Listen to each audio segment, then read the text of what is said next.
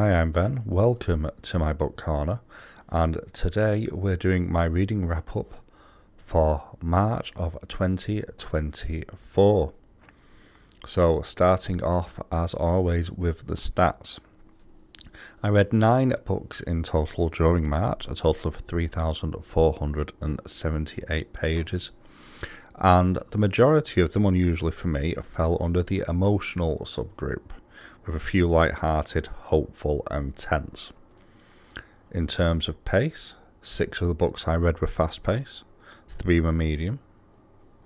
And in terms of page count, we had 1 over 500 pages, 2 under 300, and the remaining 6 coming in at 3 to 499 pages. We had 1 non-fiction and 8 fiction books. And in terms of genre, we had 6 LGBTQIA+ novels, 6 YA, 6 graphic novels, 5 romance, 2 fantasy, and the remainders fell under gender, mystery, memoir, horror, and contemporary fiction. In terms of format, 7 were printed, 1 was digital, and 1 was an audiobook. And in terms of reviews, finally, it was overall a very good month with an average score of 4.36 stars over on Storygraph. 2 came in at 3.5 stars, 2 at 4.25 stars, 2 at 4.5 stars, 1 at 4.75 stars, and 2 at 5 stars. And in terms of my reading month, it was quite up and down this month, with a couple of periods where I went 3 or 4 days without reading, and slightly spookily, we had 2 days with the exact same page count on the 20th and the 21st. So, there we go, that's the stats. But what did I read this month? So the first book of the month was the last book of my Read What You Own challenge. And that book was Starve Acre by Andrew Michael Hurley, first released in October of 2019. This is a gothic horror novel that came in at 256 pages on the Kindle. Also worth noting that this has recently been adapted for screen as well. The story is set in a rural area of Yorkshire on the moors, in an old family home where nothing grows in the lands surrounding, and you have a distant wood, and there's folklore tales about this area of a tree that once stood in the area where they hung people. And the folklore says that that is why nothing grows on site anymore. Before the start of the story, the couple, called Richard and Juliet, had a son who started to exhibit unusual behaviour, including violent urges, and seeing things that nobody else could see. Richard has been placed on leave by the university where he lectures at, and while he's on leave he decides to try and find the remains of said tree. What he in fact finds is some bones of a hare, which magically reanimate themselves after being reconstituted. Meanwhile, his wife Juliet is struggling with grief and trauma following the death of their child, and invites a group of occultists into the house for want of a better word, a seance. It's not quite that, but it's close enough. This book has a really strong folklore-esque feel to it, and the final scene is truly harrowing. I don't want to spoil it here, but if you're a fan of creepy and slow-build folktale horror, there is something that you might like here. So overall, I gave Starve Acre 3.5 stars out of 5.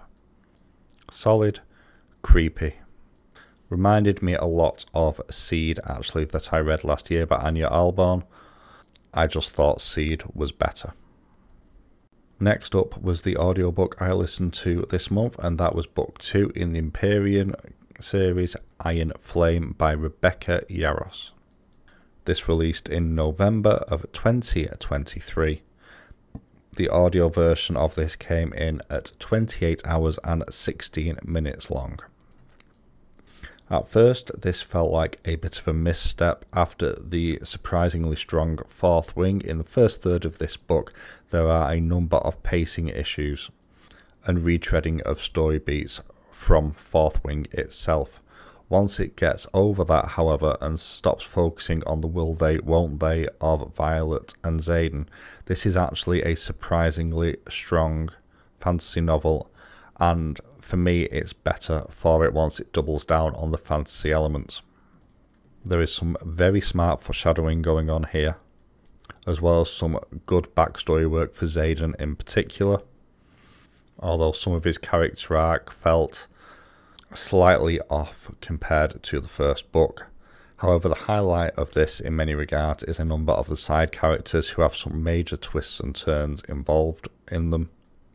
Some massive reveals and a blockbuster ending make this well worth read for any fantasy fan if you can get past the initial third of the book where it's more romance focused.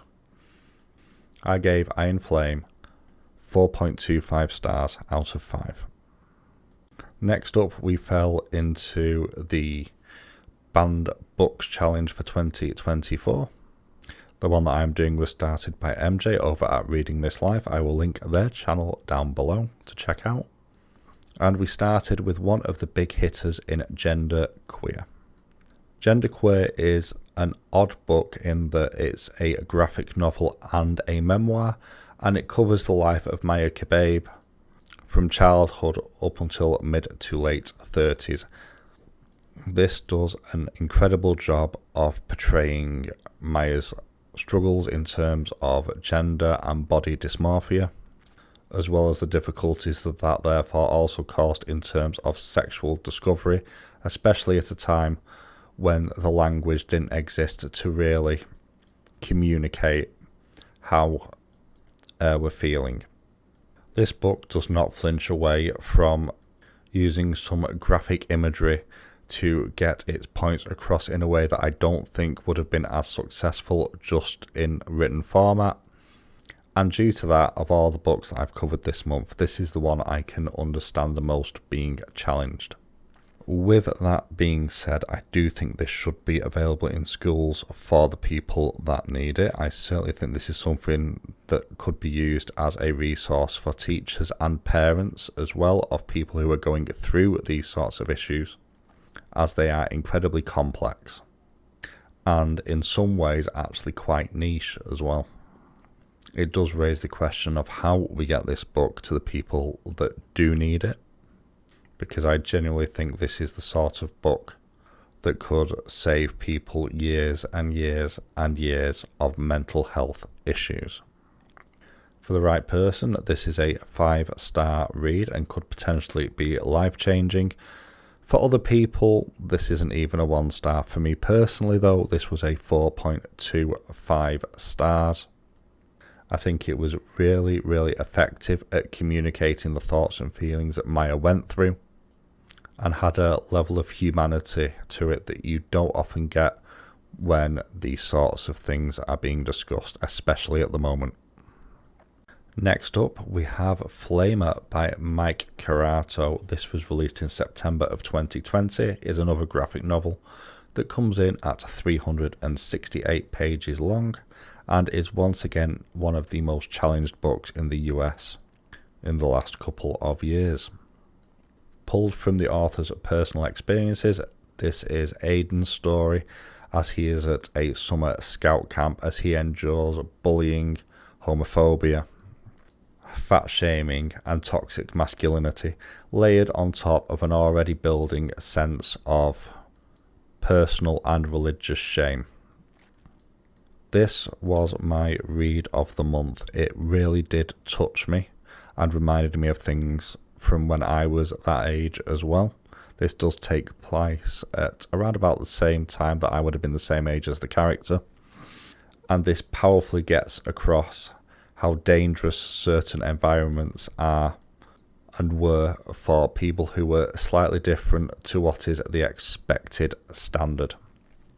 This is a really strong commentary on personal shame, bullying and toxic masculinity, especially in young men, and does an outstanding job of highlighting some of the challenges and some of the behaviours that cause this.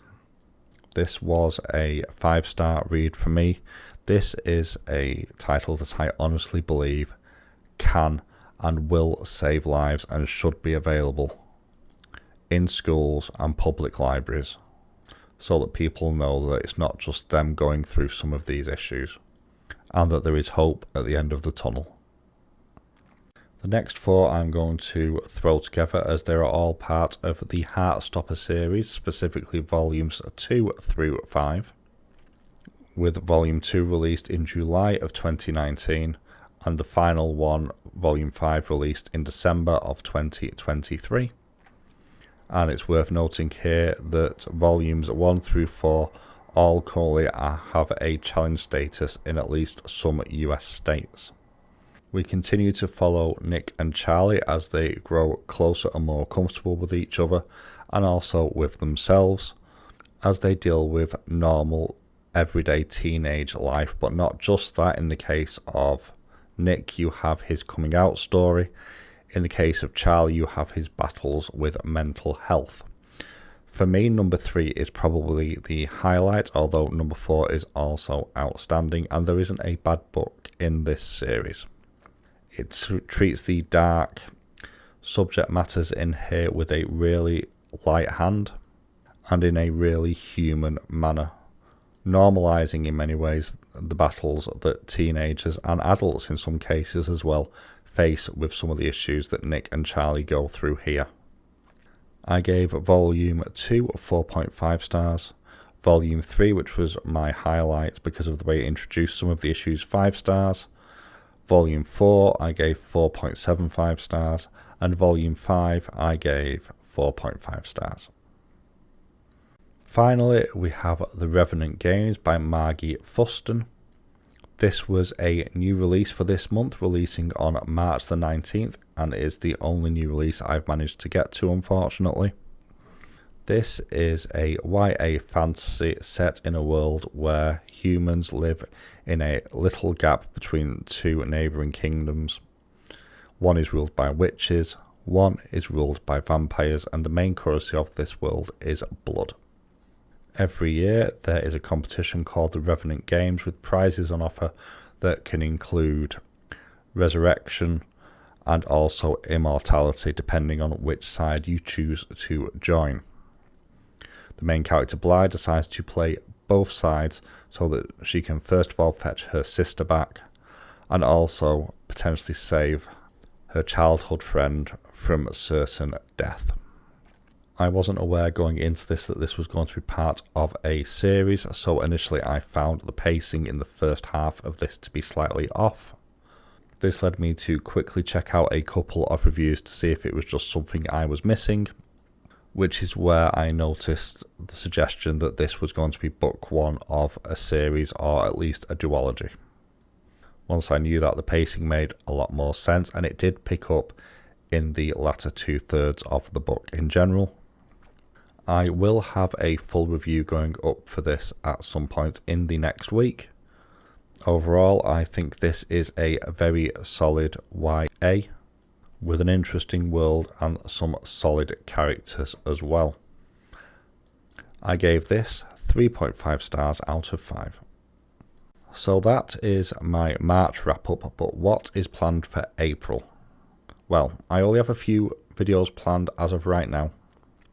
This is one of them, the others being the book review for the Revenant Games, a banned book talk about Fahrenheit 451 by Ray Bradbury, and also a How Do We Rate Our Books booktube tag. On top of that, I'll be doing my first book subscription box unboxing. This is the first time I've got a book subscription box. This is from a UK only subscription service, specifically geared towards indie authors, so looking forward to that one.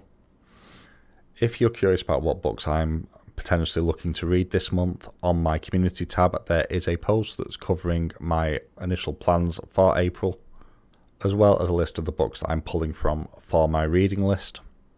If there's any books on there that take your fancy that you'd like to hear me talk about, let me know in the comments either on here or on that tab.